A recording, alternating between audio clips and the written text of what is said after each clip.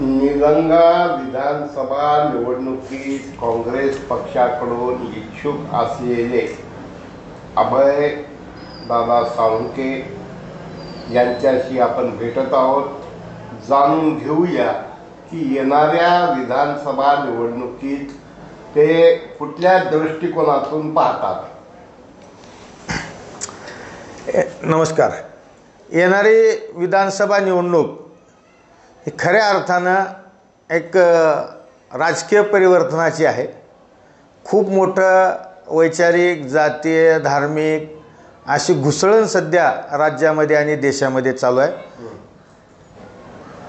मोठ्या प्रमाणावर परिवर्तनाची नांदी या निवडणुकीत ठरू शकते। अत्यंत वेगळी निवडणूक राहणार आहे। तर या निवडणुकीत पक्षानं तुम्हाला उमेदवारी देत असताना तुम्ही 4 इच्छुक आहात, तर तुम्हाला त्याऐवजी दुसऱ्याला उमेदवारी मिळाली तर तुम्ही अपक्ष लढणार का पक्ष जो आदेश देईल तो मानणार? काय आदरणीय बद्दर साहेब, अमित देशमुख साहेब आमचे नेते आहेत आणि ते विचाराचे ठाम आहेत। ठीक आहे, आम्ही 4 लोक मागतो, 4ही लोकांचं कमी अधिक प्रमाणात काम आहे, परंतु मला स्वतःला एक असा आत्मविश्वास आहे की ज्यावेळी पक्षाची अत्यंत वाईट अवस्था चालू होती, निगेटिव्ह अवस्था चालू होती 2019च्या लोकसभेच्या अगोदर, त्यावेळेस मी काँग्रेस पक्षामध्ये प्रवेश केला आहे। माझ्या प्रवेशाच्या वेळी आदरणीय अमित भैया देशमुख साहेबांनी तिथे इच्छा व्यक्त केली होती की गेल्या कित्येक वर्षापासून काँग्रेस पक्षाला, निलंगा काँग्रेसला दृष्ट लागलेली आहे आणि अभय ती दृष्ट काढतील, हा जो त्यांचा विश्वास होता तो 1999 नंतर, म्हणजे हे 25वे वर्ष होतं काँग्रेस पक्षाला निलंगा विधानसभेतून लोकसभा निवडणुकीतून लीड मिळाली नव्हती। ते 99 पासूनचा तो खंड भरून काढून 20,217 मताची लीड या ठिकाणी गेल्या लोकसभेत आम्ही दिली आहे। आणि आदरणीय भैयांनी माझ्या संदर्भात जो विश्वास व्यक्त केला होता की अभय निलंगा काँग्रेसची दृष्ट काढतील, तो विश्वास मी सार्थ करून दाखवला आहे। 19ला नवीन होतो, प्रयत्न करू असा होता विषय, परंतु 24 फायनल असा शब्द आदरणीय भैयांनी मला त्यावेळी प्रवेशाच्या वेळी दिलेला आहे। त्यांच्यावर माझा विश्वास आहे आणि ते आदरणीय विलासराव देशमुख साहेबापासून शब्दावर चालणारं ते घराणं असल्यामुळं आणि केलेल्या कामाची पोचपावती देणारं, हजारो लोकांना मोठं केलेलं ते नेतृत्व असल्यामुळं ते निश्चितपणे केलेल्या कामाची पावती म्हणून मला संधी देतील असा मला विश्वास आहे। या उपरही माझ्या या 3-4 सहकार्यापैकी अशोकराव असतील, अजितराव असतील, भातांबरे असतील, अशा कोणाला दिलं तरी मला पक्षश्रेष्ठीचा भाग म्हणून त्यांचा त्या ठिकाणी प्रचार करावा लागणार आहे। परंतु ज्या तालुक्यामध्ये एक काळ असा होता, अनेक वर्षाचा काळ असा होता की निलंगेकरांविषयी बोलताना घरातल्या घरात बोलताना सुद्धा लोक हळू बोलत होते। एवढ्या दहशत त्या ठिकाणी संभाजी पाटलांनी आणि त्यांच्या गँगनी निर्माण करून ठेवलेली होती। ती दहशत गेल्या 30 वर्षापासून मी काम करतोय, पण यांच्याबरोबर 20-25 वर्षातल्या कामामध्ये सातत्यानं जे पालकमंत्री खुर्ची लिलाव असेल, आत्ता नुकतीच झालेली हायवे परिक्रमा असेल, अशा शेकडो आंदोलनातून शेकडो वेळा वेळोवेळी त्यांच्या चुकावर बोट ठेवून आवाज उठवून ती दहशत हळूहळू मोडीत काढून आज अशी परिस्थिती आणली की अनेकांना, काँग्रेसमध्ये तर अनेकांना तिकीट मागायची हिंमत झालीच, तो भाग वेगळा, परंतु भाजपमध्ये सुद्धा इतर लोक तिकीट मागत आहेत। ही या लोकांची दहशत मोडून काढण्याचं काम ह्या अभय साळुंखेने केलं आहे। त्यामुळं निश्चितपणे याची पोचपावती, ह्याचं परतफेड जनता आणि नेते आशीर्वादाच्या रूपानं करतील असा मला विश्वास आहे। महाराष्ट्राच्या राजकारणामध्ये संभाजीराव पाटील निलंगेकर एक कुशल संघटक, काँग्रेस मुक्त लातूर जिल्हा, मग महानगरपालिका, जिल्हा परिषदा हे करण्याचा प्रयत्न केला। एवढं चांगलं नेतृत्व, धाडसी नेतृत्व पाण्यासाठी पावसात परिक्रमा करणारं नेतृत्व, जलसाक्षरता करणारं नेतृत्व, आणि आता लवकरच पायी फिरणार आहे. मग तुम्ही एक व्यक्ती द्वेषानं विरोध करताय का? आता मी तुमची मुलाखत घेतो. 2 शब्द तुमच्या तोंडून आलेल्या 2 गोष्टी. एक जलसाक्षरता. जलसाक्षरतेचं तुम्ही जाहीर केलेली सगळ्या वृत्तपत्रातून आलेली भूमिका संभाजी पाटलांनी अशी मांडली होती की मी गावोगाव मोटरसायकलवर जिल्हाभरात फिरणार आणि समुद्राचं पाणी आणण्यासाठी ह्या लातूर जिल्ह्याचा दुष्काळ कायमचा मुक्त करण्यासाठी जिल्हा फिरून झाल्याच्या नंतर 25,000 मोटरसायकली नेऊन आई भवानीला तुळजापूरला साकडं घालणार. खरं आहे. जिल्ह्यात ते फिरले, परंतु जेव्हा त्यांचं फिरणं चालू होतं त्याचवेळी औराद शहाजानेला संगमानंतर जो कर्नाटकात जाणारा प्रवाह आहे त्या प्रवाहावर आदरणीय निलंगेकर साहेबाच्या काळात एक बंधारा बांधलेला आहे. त्या बंधाऱ्याचे केवळ दरवाजे न टाकल्यामुळं कोट्यवधी क्युसेक लिटर पाणी कर्नाटकात वाहून गेलं. मी त्या नदीपात्रात स्वतः जाऊन आमच्या पदाधिकाऱ्यासह पत्रकार परिषद घेतली आणि त्यांना सांगितलं समुद्राचं पाणी सह्याद्रीतून कोकणातून आणायचा नौटंकी करणाऱ्या संभाजीरावने ज्ञान सांगे लोकाला, शेंबूड आपल्या नाकाला, स्वतःच्या मतदारसंघातलं स्वतःच्या आजोबानं उभं केलेलं धरणातलं कोट्यवधी क्युसेक्स लिटर पाणी वाहून गेलं. साधे दरवाजे टाकणं झालं नाही. ही नौटंकी करू नये असा जेव्हा मी सवाल उचलला तेव्हा तुळजापूर गेले नाहीत. गेले तुळजापूर? 1000 रुपये वाटले होते जिल्ह्यामध्ये, परंतु त्यांचा खोटेपणा पर्दाफाश ह्या अभय साळुंखेने केल्यानंतर त्यांची हिंमत झाली नाही पुढे जायची. 1. 2. कुशल नेतृत्व, कुशल संघटक. अहो कशाला कुशल म्हणतात मला सांगा. सगळ्या जिल्ह्यामध्ये मोदींच्या वगैरे सगळी जी लाट देशामध्ये वातावरण तयार झालं तर त्या लाटेचा भाग म्हणून विनायकराव भाजपमध्ये आले, ते वातावरण निर्मिती झाली, जिल्हा परिषद आली. आज विनायकराव सोडून गेले, भालेराव सोडून गेले, जाताना ह्यांच्या नेतृत्वावर खापर पडून गेले. अभिमन्यू पवार परेशान आहेत ह्यांच्या नेतृत्वामुळं, रमेश आप्पाचं परेशान आहेत ह्यांच्या नेतृत्वात, सगळ्या जिल्ह्यातली भाजप परेशान आहे. ही कुशल नाही, हे आगलव नेतृत्व आहे. एकात एक न ठेवणारं, मी माझी आई माझा भाऊ ह्याच्या पलीकडे जग संपलं या वृत्तीची, संकुचित वृत्तीची ह्यांच्यामध्ये वृत्ती असल्यामुळं भाजपचा सत्यानाश झाला आहे जिल्ह्यात. आणि हे खरं बोलणं काय चूक आहे माझी. जलसाक्षरता त्यांनी अर्धवट का सोडली, का गेले नाहीत तुळजापूरला, का लावू शकले नाहीत दरवाजे, ह्या प्रश्नाचं उत्तर द्यावं. कुशल बिशल काय नाही, ते खोटारडे आहेत म्हणून माझा त्यांच्या विरोधात लढा आहे. हे तुम्ही वैयक्तिक द्वेषानं बोलता आणि दुसऱ्या बाजूला त्यांच्या तुमच्या अनेक वेळा दिल्लीमध्ये, मुंबईमध्ये कधी सुनील गायकवाड असताना बैठका होतात, त्याच्यात काय तथ्यांश आहे? हे पहा काय म्हणता का, सगळ्यात मोठा रोग आजार आहे. बारक्यानं कुणी काही, बारक्या कुटुंबातल्यानं कुणी काही हिंमत करायलाच भाग नाही. मोठ्याची पोरगी पळून बी गेली तर आत्याकडे गेली ती, आणि बारक्याची 4च्या एसटीनं गावाकडे यायची 7ला बी आली तर कसं काय की बाबा. ही जी घाणेरडी वृत्ती आहे ना, त्या वृत्तीचा भाग आहे. त्या वृत्तीतून हे असे विचार काही दुष्ट विचाराचे लोक करतात. हे बा त्यांचा पक्ष आहे, मी त्यांचा ठाम एकमेव विरोधक आहे, सातत्य असणारा. शिरपतराव सोळुंकेनंतर अनेक जण आले, अनेक जण गेले, माणिक जाधवासारखे तर निवडून बी आले पण टिकू शकले नाहीत. 30 वर्ष झालं सातत्यानं ठामपणे लढणारा फक्त अभय साळुंखे आहे. फक्त माझी चूकच एक आहे की मी पत्र्याच्या घरात राहतो, मी अल्पभूधारक शेतकऱ्याचा मुलगा आहे आणि माझं कुठं काहीच कल्याण उलल्यावर देखवतंय कुठं. त्या देखवणापणीच्या भानगडीतून असे काहीतरी विषय पुढं आणणं. त्यांचा रस्ता वेगळा आहे, माझा रस्ता वेगळा आहे, माझे त्यांचे वैचारिक मतभेद आहेत, आमची त्यांची दुश्मनी तर नाही ना. कुठं ईदगा मैदानावर कुठं भेटल्यावर नमस्कार चमत्कार, मग करायचं नाही का तलवार घेऊन फिरायचं त्यांनी आम्ही एकमेकाला. नमस्कार चमत्कारापुरती जी लातूर जिल्ह्याची संस्कृती आहे तेवढा संपर्क कधी कधी कुठं रस्त्यात, तोही रस्त्यात आला तर आला, कुणाच्या लग्नात आला तर आला, नमस्कार करतो आणि तेही नमस्कार करतात. ती गोष्ट इथं अडचणीची असावी आणि कुणी त्याच्यावर बोट दाखव असं मला योग्य वाटत नाही. बाकी ज्यांनी कोणी कुचाळे काय करत असतील त्यांना एक गरिबाचं पोरगं लढलेलं आहे, एवढे वर्ष मुळात टिकलंच कसं आणि ह्या टप्प्यावर आलंच कसं, ह्याच्यातून जी असूया असते किंवा कुबुद्धी असते त्याच्यातून हे विषय आहेत. 20 वर्ष अगोदर नाही आमदार आणि आता 20 वर्ष आमदार, म्हणजे नेमकं त्यांनी काय केलं नाही.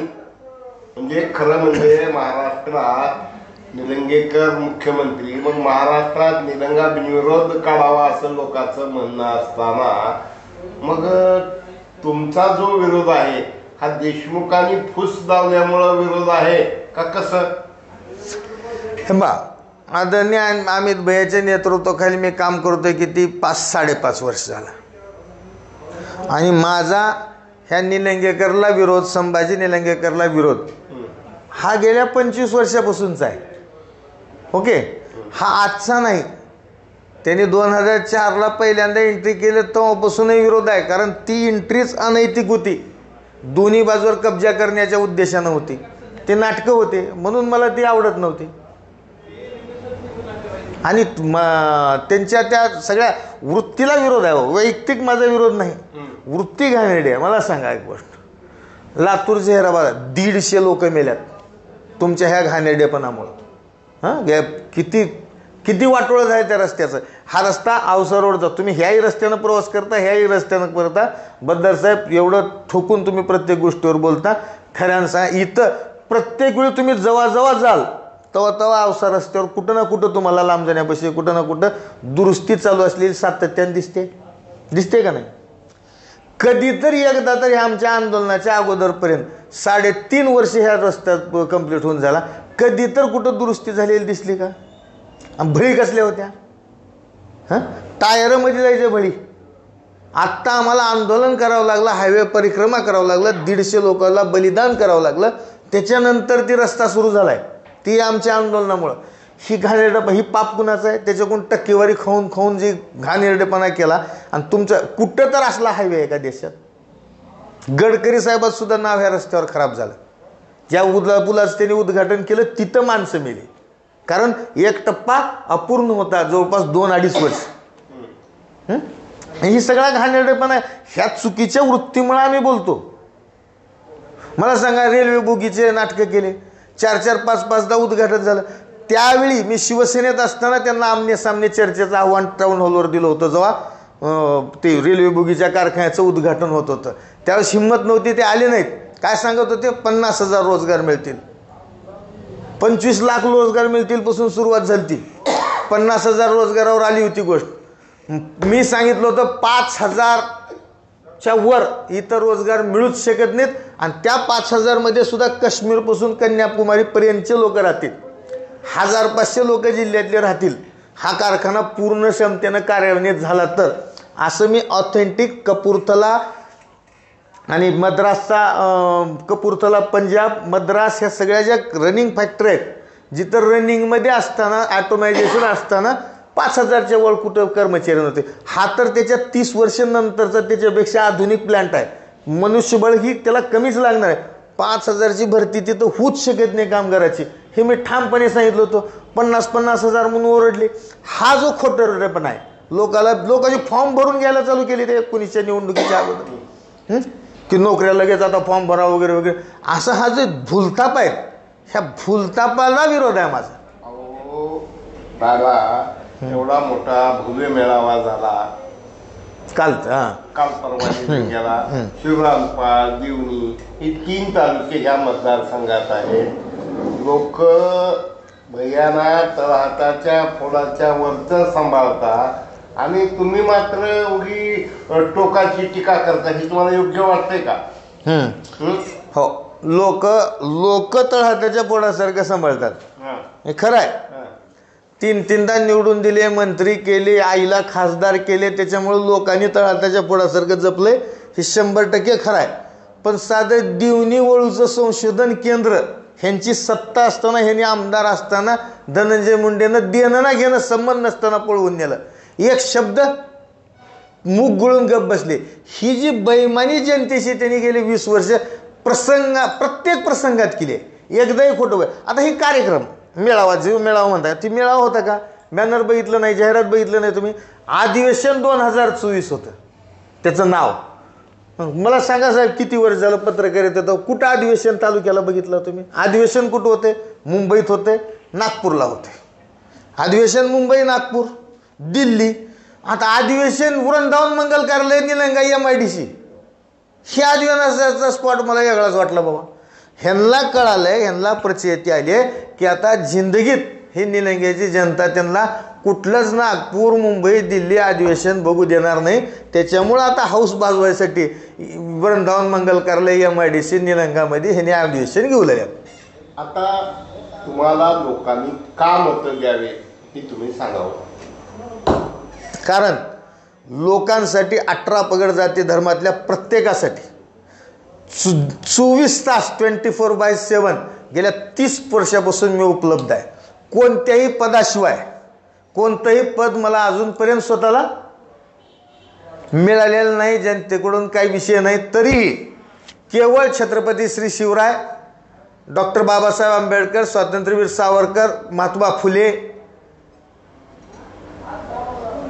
लोकशाहीर अण्णाभाऊ साठे या सगळ्याचा आदर्श मानून आणि खास करून गेल्या काही वर्षात राहुल गांधीजींचा जो संघर्ष आहे त्या संघर्षाला डोळ्यासमोर ठेवून मी काम करतोय.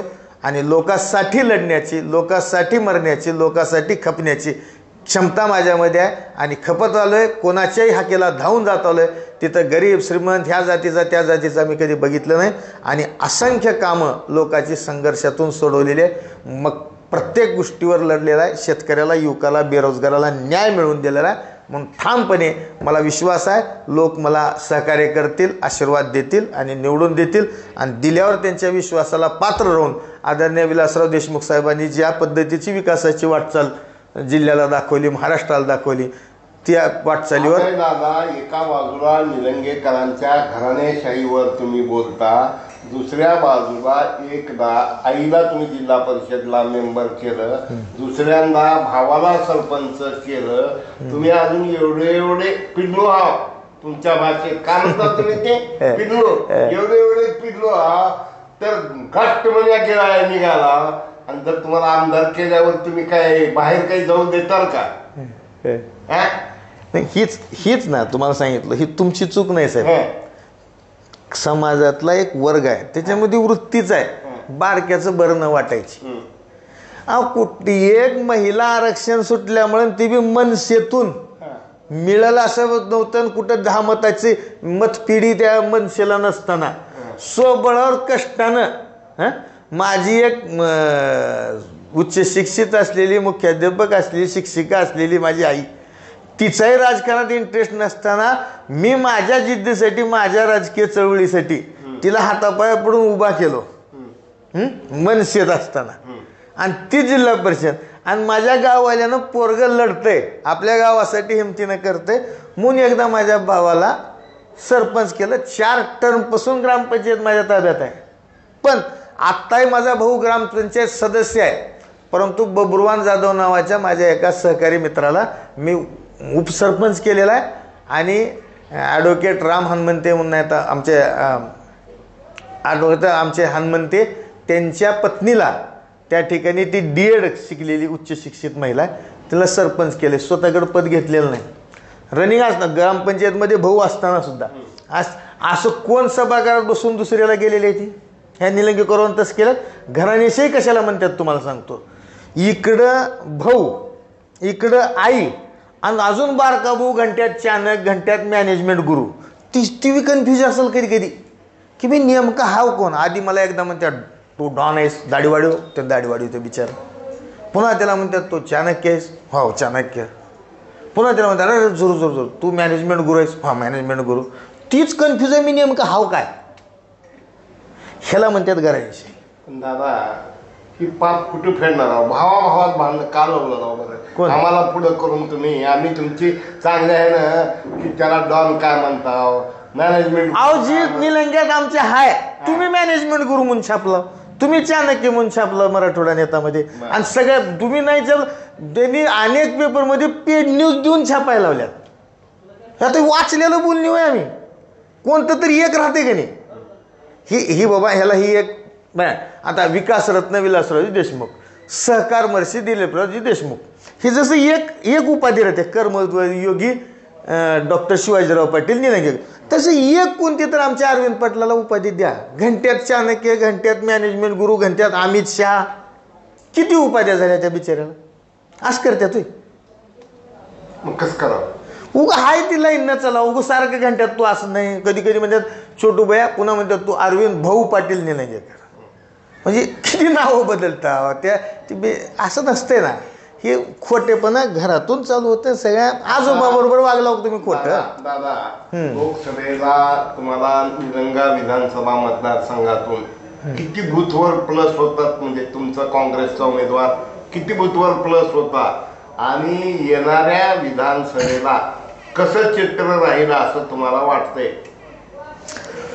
345 पैकी 70% बूथवर, जवळपास 200पेक्षा अधिक बूथवर काँग्रेसला लीड होती, आणि 100-125 बूथवर भाजपला ती तुटपुंजी लीड होती. बहुसंख्य ठिकाणी आम्हाला लीड आहे, आणि त्यावेळेसपेक्षा सुद्धा विधानसभेपेक्षा सुद्धा खूप मोठ्या प्रमाणावर लोकांनी निर्णय घेतला आहे की यावेळेस काँग्रेस पक्षाला मतदान द्यायचं.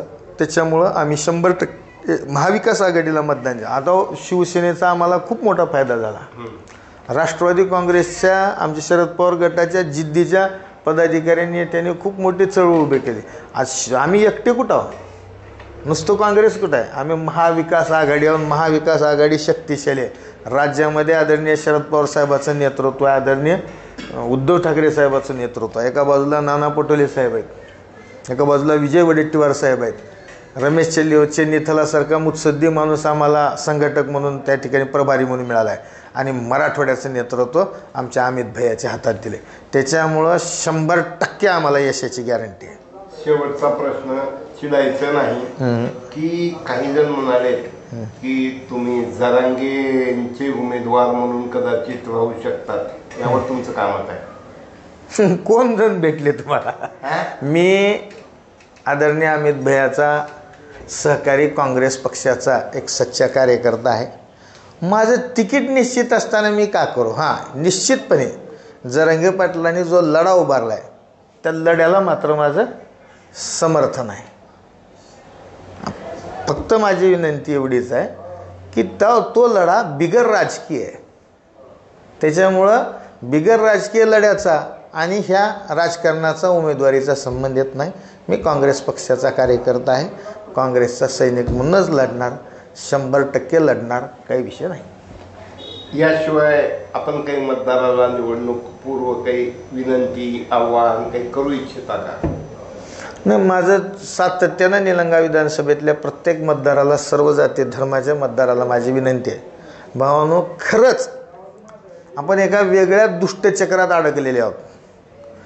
स्वाभिमानानं कॉलर टाईट करून ताट मानेनं जर गोरगरिबाला या ठिकाणी निलंग्या, देवनेश, शिरांपाळमध्ये वजनानं चालायचं असेल, सगळ्या जाती धर्माला सोबत घेऊन चालायचं असेल, आणि येणाऱ्या पिढीच्या विकासासाठी दमदार तुमची सेवा करणारा सेवक आमदार पाहिजे असेल, तर तुम्ही माझ्या पाठीशी राहा, मला आशीर्वाद द्या, काँग्रेस पक्षाच्या पाठीशी राहा, एवढीच मी विनंती करतो. धन्यवाद. साळुंखे ज्यांच्या नावातच अभय आहे आणि जे सातत्यानं निलंगा विधानसभा भयमुक्त करण्यासाठी प्रयत्न करत आहेत, आमचं या मुलाखतीच्या माध्यमातून आगीतून जाऊन फुपाट्यात पडलं ही दुर्दैवी वेळ लोकांवर नसतात, ते बरे होते म्हणायचे वेळ येऊन, कारण तुम्ही कधी कुणाला 2 हात करताल याची लोकांना गॅरंटी नाही किंवा भीती वाटते, तर ती वेळ न येऊ हीच अपेक्षा करतो. आणि आपण बिझी शेड्यूल असताना वेळात वेळ काढून आम्हाला मुलाखत दिलात, त्याबद्दल आपलं मनपूर्वक आभार मानतो. धन्यवाद. नमस्कार. नमस्कार.